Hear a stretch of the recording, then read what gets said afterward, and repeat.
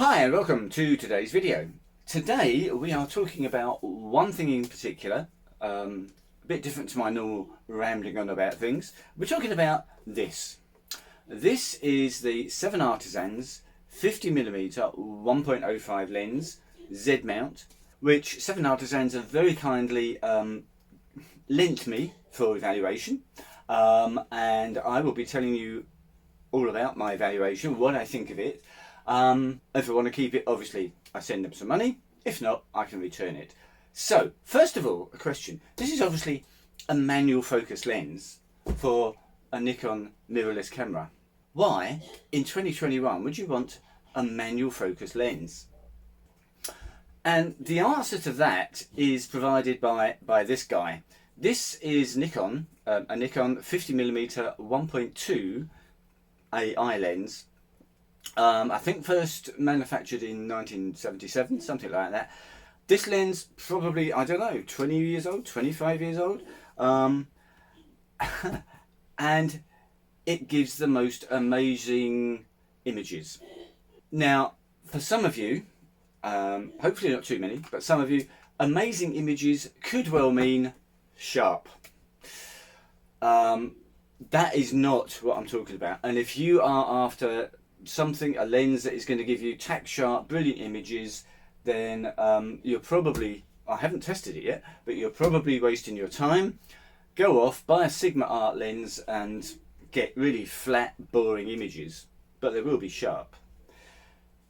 This lens, and where is it? My lens on the Z5, on the FTZ adapter, the 50mm 1.4G lens. Nikon somehow managed to build lenses, certainly these old lenses. I'm not talking about the new S-line lenses for the Z mount. I suspect they're more Sigma Art type, sharp, perfect all across the frame. Boring. I'm sorry, for me, as a wedding photographer, I don't want to give people smartphone pictures. I don't want to just capture what's in front of me. I want to give them an artistic representation of their day. And this stuff, these lenses, and a bit of editing in Lightroom, gives the sort of photos that I want to give my clients. And this is what I've been using for the manual focus parts of a wedding day. And I have to confess, I don't do an awful lot. I do some. Probably in a day at a wedding I would take 1,000 pictures. Around about 400 with the 50mm 1.4G lens. Probably about 100 with the manual focus lens. Manual focus, I don't claim to be an expert, and there's only certain situations where you can use it. But the images from the manual focus lens from the Nikon are just even a little bit more atmospheric, if you like, than the G lens. I don't know what images the Artisans lens is going to give me, whether they're going to be really crisp and sharp, whether they're going to have the same sort of atmosphere and feeling and depth and imperfections that actually make, for me, a great photo. So I shall pause this video, I shall go off for the next probably day, and I will be back and tell you all about this lens. Okay, skip that. Let's look at it first of all before I actually put it on the camera. First of all, the packaging. I have already had this out of the packaging, and it is the best packaging, I have to say, I've ever seen. The sleeve, the box. I mean, the box is an absolute work of art. It is beautiful, and it comes in this wonderful leather, pretend leather case. There's a zip, and it really is lovely. I hate unboxing videos, but I'll keep this short. So there's the lens, and there you can see the first problem. I've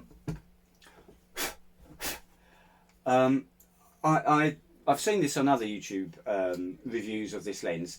The cap, the lens cap, is just a push on, and it's actually not a very, I think vacuum is holding it on, but if that just gets touched in my lens bag, that's going to come off. They needed something just to make sure it stayed on, in my belief. The rear cap is much more obviously screws on. Okay, and how does it fit on the camera? Let's just take a look.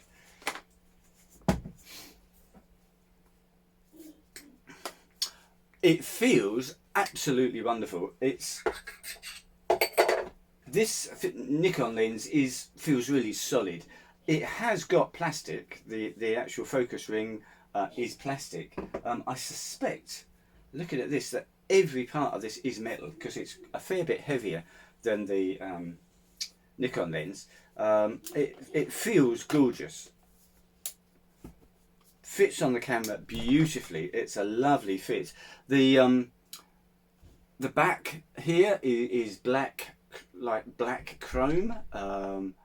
Okay, welcome back. Okay, it's actually the same day, but many hours later. I've spent quite a lot of time, well, at least a couple of hours, playing with this, comparing it to the Nikon manual focus and comparing it to the 1.4G lens on the FTZ adapter.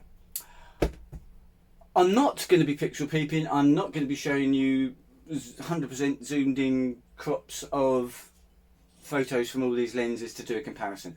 I will give you my comparison as a real world professional photographer. Where does this rank in amongst these lenses? And by the way, let me just mention, I'm actually today waiting for another 50mm lens. Well, actually not a 50mm, it's actually a 58, because I'm looking at replacing all of these three lenses, possibly with the Nikon 58mm 1.4G lens. I'll tell you more about that in the next video. If you'd like to see that, please subscribe, hit the bell and like. I think that's everything you need to do, and you'll get to see that video, and you can go back in some of my past videos should you want to. Right, onto this lens.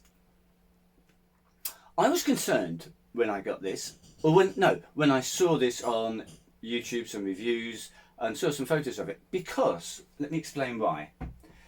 Manual focus, obviously, requires that you turn the focus ring to get focus. Now, on the Nikon one, if I can show you, we've got 90 degrees, we've got 180 degrees of movement. So you can get fairly fine-tuned focusing on the Nikon. I noticed that on the 7 Artisans, if you can see, we've probably got about, it's over 90, it's probably around about 100, 105 degrees. So it's a lot less than the Nikon.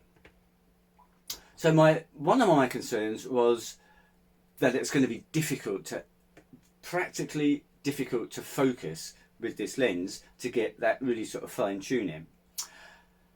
I'm wrong. Keep watching to find out why. The aperture is declicked. It's absolutely smooth. It is beautiful. It's absolutely creamy. It's really, really gorgeous. I have to say, much better than my rather clunky and very stiff focusing on my very old Nikon lens. The focus ring is again lovely and smooth and creamy, and this is obviously brand new, and I'm sure once it had been used for 1,000 or 2 shots, it would get even better. Bit like running a car in. Not that we really have to do that these days, but if you go back 30 years, you got a car, brand new car, and you run it in, and it got better after a few months. So there's two things that I'm concerned about. Firstly, using it. Can I focus it easy? Does it work well? Is it engineered in a way that would make me want to use it? And number two, what images do I get from this? So dealing with the first one, I've already mentioned about the lens cap. Bit of a downer there. Not the end of the world. You can't put a hood on. Well, I say that, it doesn't come with a hood. It has got a thread there, I believe. Yes, it has got a thread. So you could probably buy a lens hood, and in fact I might even have one here. No, it doesn't quite fit. I'm sure you could buy a lens hood if that was something that was really important to you. The declicked aperture is going to be great if you want to take a video. You can change the aperture on the fly. There's going to be no clicking or jumping as it clicks through. For photography, no, when I was playing around with this, I was taking some shots and then looked at the back of the camera, and of course you don't get any information on the back of the camera about the aperture or anything like that. I just carried on taking some shots, and then after taking 10 or 15 shots realised that somehow I'd knocked the aperture ring, and we were up at like f4 or something like that rather than f1.05. If it had clicks, you would obviously notice it wouldn't move accidentally. So, okay, just an observation. Focusing is very interesting. Without getting too involved in physics and geometry and that kind of thing, I think this focusing ring on here is if you like, linear. So as you move it, it just moves the lenses in a linear fashion. I might be wrong, but I suspect that on here, when you turn the focusing ring, the lenses and the focusing don't move in a linear fashion, because it seems like you have more movement of the lens as you're focusing on something closer to you. Now obviously, as you get closer, your depth of field gets shallower. If you're focusing on something 30 feet away, 10 meters, you've got a fairly deep depth of field, probably something like that. Excuse me. And therefore focusing isn't quite so critical. And they've taken that into account, I think, with the focusing ring. When you're focusing on something 2 meters away, where your depth of field is down to an inch or so, focusing is more critical. And the focusing ring seems to have more movement at closer distances. So it's still very easy to focus. And I found this to actually focus and get perfect focus, if anything, slightly easier than the Nikon lens. So from a using point of view, brilliant, as I say, apart from the aperture not being clicked. Other than that, it is gorgeous, it feels very nice, works perfectly, lovely. Image quality. Right, now obviously this is hugely subjective because I'm not doing a DxO technical review. This is taking some shots with all three lenses, looking at them in Lightroom and seeing if I can see a difference. And the answer, to be perfectly honest, is yes, there is a difference, but it's really small.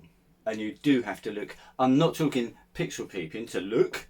I'm talking you have to sit back, look at the background on all three, look at the colours on all three, look at the other things, look at the vignetting, at how the sharpness, we'll come on to that, falls off as you get towards the edge, and all this kind of stuff. Just to get the overall feel. And is the 7 Artisans a lens that would replace my Nikon lens? It is really, really close call. It is sharper. The 7 Artisans is sharper than this lens. At 1.2 wide open, it is definitely soft. Stop it down to about even just 1.6, certainly 1.8, and the sharpness has gone into another ballpark. It really does become a lot sharper. But the point of these lenses is to shoot them wide open to get that creamy background, the blur, the bokeh, and all the other stuff. So whilst you can get sharp photos from these, and for instance, I do use this for shooting the rings and sort of compositions at a wedding, the bride's shoes and the bouquet and the perfume and jewellery and that kind of thing. And I do use it, but I do stop it down to about 2.8 or 3.5, something like that, just to get it really sharp. The 7 Artisans is a lot sharper wide open than the Nikon. At 1.05, it's perfectly sharp enough to not have to consider sharpness as something that is an issue. And I wouldn't be tempted with the 7 Artisans to stop down to get more sharpness. It's good enough at 1.05. if you're a sharpness person and you want a pixel peep and zoom in, yes, it is not in the Sigma Art range lenses. It's not in that ballpark, but as I said earlier, that's not what we're looking for. So as for the overall image quality, I've got to say it's very, very similar to the Nikon. Maybe in some situations it is an improvement. I think chromatic aberration with the 7 Artisans is going to be better than with the Nikon. The Nikon is a bit excessive when it comes to chromatic aberration in some situations. The lights in the background, and I'm talking here about tiny spots of light coming through some trees. The Nikon does make them look lovely and bright and round, and they give a lovely background. The 7 Artisans is probably even better. The circles are more round. The Nikon does tend to be a bit egg-shaped sometimes, and occasionally the Nikon has got some halos around those tiny spots of light. Again, to see this, you've got a pixel peep, which I don't like doing, but I'm just doing this for your purpose. I wouldn't worry about this for a wedding shot. So my overall thoughts are, price wise they're very similar. This second-hand on eBay is probably around about 350. The 7 Artisans I think is 450, but it's brand new. This you can buy brand new from Nikon. It's still listed on their website. They're out of stock, so they haven't got a price at the moment. I suspect it's probably pretty close to 450 brand new if you can find one in stock. So price wise very similar. Now obviously this needs the FTZ adapter on the Nikon. Size wise, yeah, this is a bit fatter, a bit shorter, a bit 7 Artisans, a bit longer, a bit thinner, a bit heavier, but it's not a lot. It's a really close call. So am I keeping it? Well, I haven't yet made my mind up on that. And what's delaying my decision is the lens that's going to be arriving today. I mentioned that I've got another lens, the 58mm Nikon 1.4G lens coming, and I'm going to do a video when that arrives later on today, hopefully, which I shall upload. And once I've got that lens, I will then decide what I'm going to do, because having 4 50mm lenses seems a bit excessive. This is my business. My gear, my equipment needs to earn its keep, I feel.